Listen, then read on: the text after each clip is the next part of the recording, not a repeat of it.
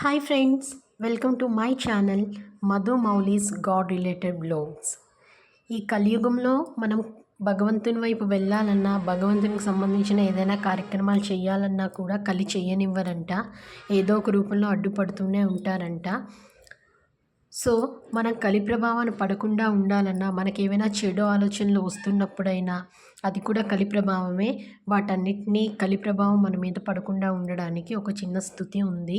అది మనం రోజు 3 సార్లు చదివినట్లయితే, లేదా మనకు చెడు ఆలోచనలు వచ్చినప్పుడు కూడా ఇది చదివినట్లయితే కలి ప్రభావం మన మీద పడకుండా ఉంటుందని చాలామంది పెద్దలు ప్రవచనాల్లో చెప్పగా నేను విన్నాను.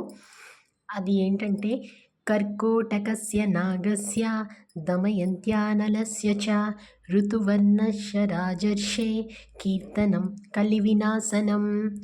అదేవిధంగా విష్ణుదేవుడిది కూడా చిన్న స్తుతి ఉంది.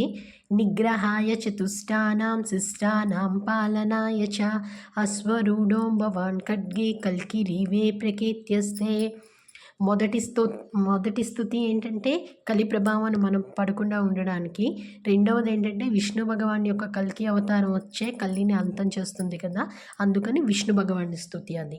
ఇది రోజుకు 3 సార్లు చదివినట్లయితే కలి ప్రభావం మన మీద పడకుండా ఉంటుందని ఎంతోమంది చెప్పారు పెద్దలు.